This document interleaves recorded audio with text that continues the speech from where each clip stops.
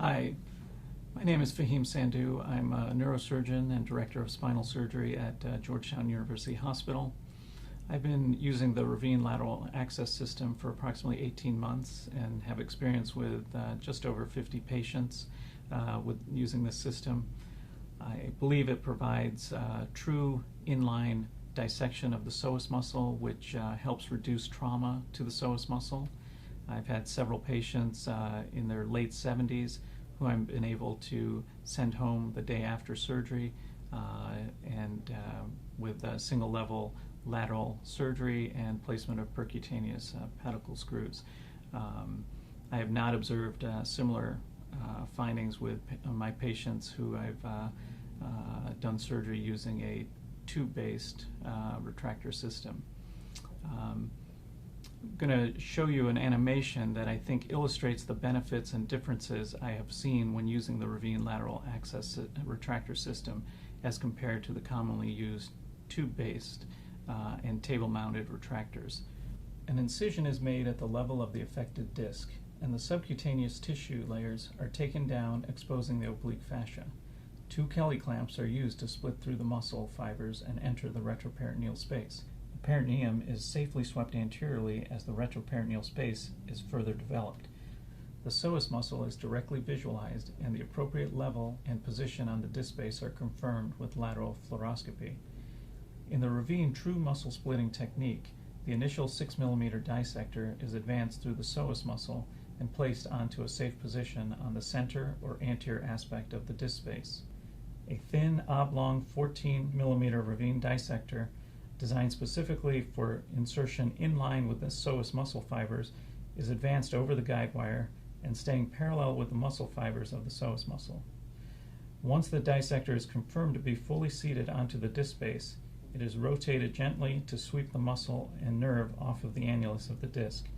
As you can see, the dissector is located safely anterior to the lumbar plexus. A 24 mm dissector is then introduced over the guide wire and advanced through the psoas muscle while remaining in line with the muscle fibers. Once completely seated onto the disc, the dissector is gently rotated, clearing additional tissue.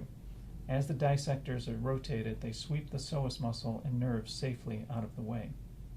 When utilizing a typical tubular dilator-based retractor system, the initial 5 mm dilator is introduced through the incision, advanced through the psoas muscle, and is docked onto the posterior third of the concerned disc space, making it naturally closer to the nerve plexus. When utilizing a tubular dilator-based system, the next largest dilator is passed over the previously inserted dilator. A twisting motion is used to assist in the advancement of the dilator. With the addition of each dilator, the nerve plexus gets closer and closer to the device.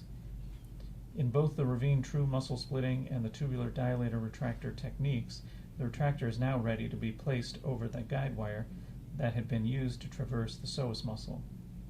The RAVINE retractor is introduced over the guide wire into the same safe corridor established by the oblong dissectors, keeping it in line with the psoas muscle fibers and perpendicular to the disc space as it is advanced directly onto the spine. The retractor is then turned 90 degrees so the orientation of the blades is parallel with the end plates of the disc. The lumbar plexus remains safely posterior, contained by the psoas muscle, and is gently swept to the side by the retractor blade, keeping the working corridor free and clear.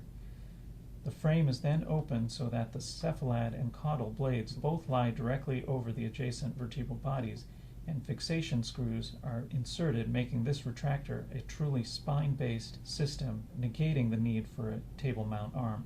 When utilizing a tubular dilator-based system, the retractor is inserted over the dilators with the fixed blade on the posterior side.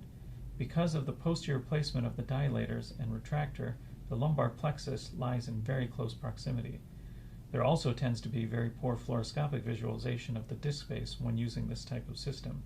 The use of a table mount arm is necessary to securely hold competitive retractors in place, further obstructing fluoroscopic visualization of the spine and disc space of interest. Once the table mount arm is attached to the system, the retractor is expanded and blades towed until desired position is obtained. The towing of these blades, I believe, puts unneeded pressure and tension on the muscle and nerve plexus. There's also considerable muscle creep anteriorly that needs to be dealt with. Once happy with the positioning, a shim or fixation pin are placed for further stabilization of the retractor. We see the additional importance of the RAVINE's patient-based retractor when using trials to properly size the disc space for graft implantation.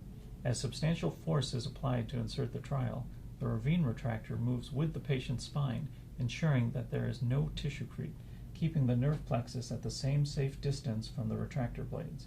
The proper size elution lateral implant is then selected and inserted. When using systems necessitating table mount arms, any pressure applied when placing the trials moves the patient. The retractor, however, remains still in relation to the table. This introduces additional tissue creep and potentially compromises the nerve safety.